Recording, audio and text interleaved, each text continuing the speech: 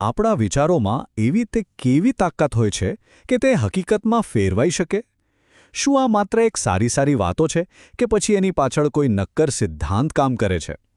તો ચલો આજે આપણે આ જબરદસ્ત કોન્સેપ્ટને જરા ઊંડાણથી સમજીએ. જુઓ, આ ખાલી કોઈ પોઝિટિવ કોટ નથી. આ તો એક આખો સિદ્ધાંત છે. એવું કહેવાય છે કે જ્યારે તમે તમારા વિચારમાં એકદમ પાકો ઈરાદો અને જબરદસ્ત જિદ્દ ભેળવી દો ને, તો એ વિચાર હકીકત બની શકે છે. પણ જો આટલું સિમ્પલ છે, તો પછી મોટાભાગના લોકો કેમ સફળ નથી થતા? કેમ આટલા બધા આઈડિયાઝ ફેલ જાય છે? બસ આ જ સવાલનો જવાબ આપણે આજે બે એકદમ અલગ વાર્તાઓથી શોધવાના છીએ. તો ચાલો શરૂઆત કરીએ નિષ્ફળતાના રસ્તાથી. એક એવી વાર્તાથી જે આપણને શીખવશે કે લોકો ક્યાં ભૂલ કરે છે.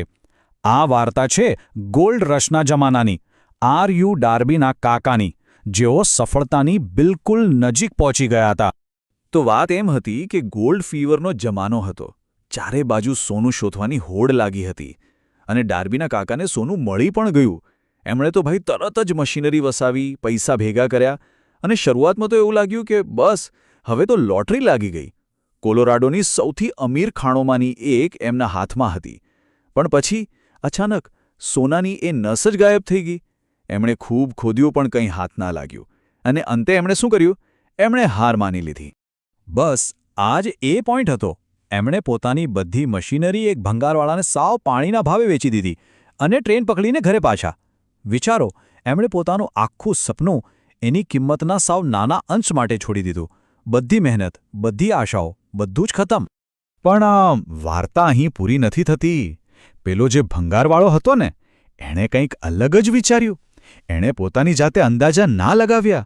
એણે શું કર્યું ખબર છે? એણે એક માઇનિંગ એન્જિનિયરને બોલાવ્યો, એક એક્સપર્ટને. આ એક નાનકડો પણ, જેમ કહેવાય ને, ગેમ ચેન્જિંગ નિર્ણય હતો.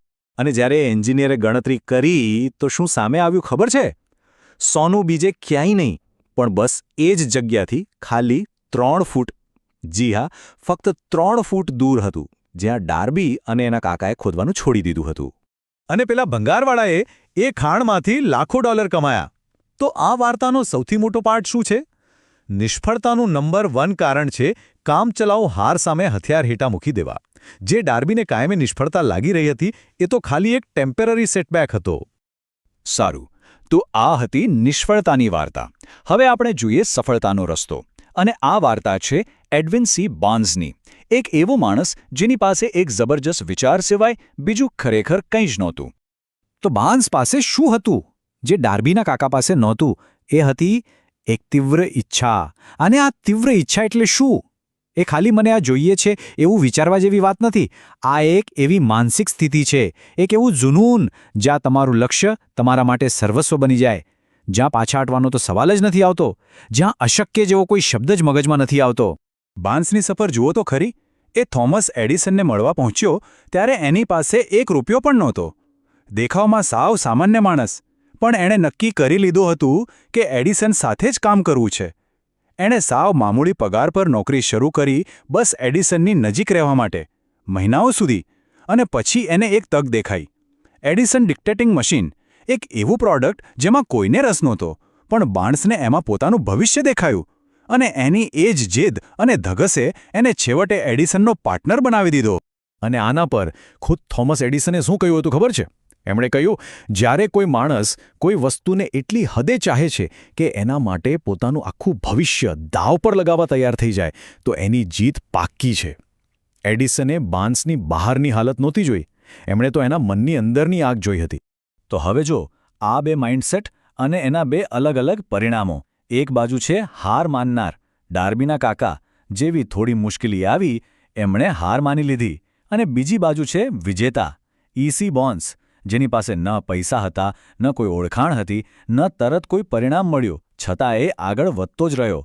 આ જ છે એ ફરક જે બધી ગેમ બદલી નાખે છે. પણ પેલી સોનાની ખાણવાળી વાર્તામાં એક ટ્વિસ્ટ છે.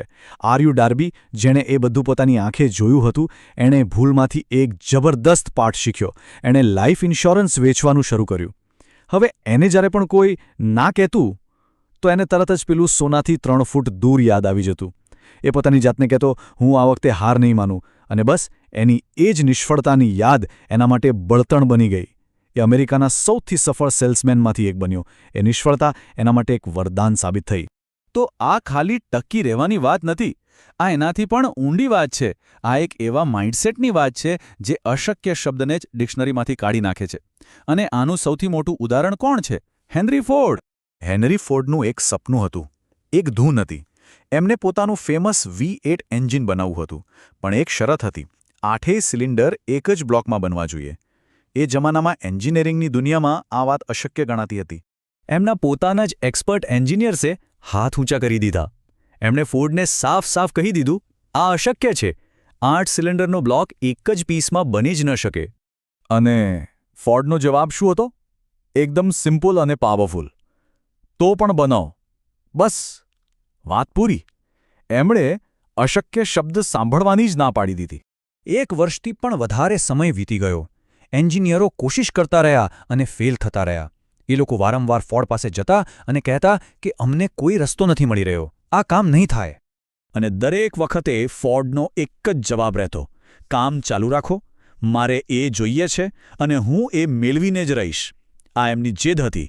એમના માટે આ કોઈ ઈચ્છા નહોતી, આ એક જરૂરિયાત હતી.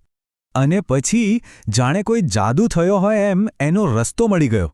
એ સિક્રેટ શોધી કાઢવામાં આવ્યો. આ કોઈ નસીબ નહોતું, આ તો ફોર્ડના દ્રઢ સંકલ્પની જીત હતી. એમના મજબૂત ઈરાદાએ અશક્યને હરાવી દીધું હતું. તો ડાર્બી, બાર્ન્સ અને ફોર્ડ, આ ત્રણેય વાર્તાઓ આપણને શું શીખવે છે? એમની વચ્ચે એક કોમન વાત છે. એક એવી અડગ ઈચ્છા જે કોઈ પણ કામચલાઉ હારને કાયમી નિષ્ફળતા બનવા જ નથી દેતી. તો હવે સવાલ એ છે કે આપણે આ સિદ્ધાંતને આપણા જીવનમાં કેવી રીતે લાગુ કરી શકીએ? એક બહુ પ્રખ્યાત કવિતાની પંક્તિ છે, હું મારા ભાગ્યનો સ્વામી છું, હું મારી આત્માનો કપ્તાન છું. આનો સીધો સાધો મતલબ એ છે કે આપણું જીવન આપણા હાથમાં છે. કેમ? કારણ કે આપણા વિચારો આપણા કંટ્રોલમાં છે. અને જે પોતાના વિચારોને કંટ્રોલ કરી શકે છે એ જ પોતાના નસીબનો માલિક બની શકે છે. તો અંતમાં એક સવાલ જે આપણે બધાએ પોતાની જાતને પૂછવો જોઈએ. આપણું એવું કયું સપનું છે, કયું લક્ષ્ય છે જે કદાચ સોનાથી 3 ફૂટ દૂર હોય? એવી કઈ વાત છે જેના પર આપણે હાર માનવાનું વિચારી રહ્યા છીએ? કારણ કે યાદ રાખજો, સફળતા મોટા ભાગે ત્યાં જ છુપાયેલી હોય છે જ્યાં હાર માની લેવાનું મન સૌથી વધુ થતું હોય છે.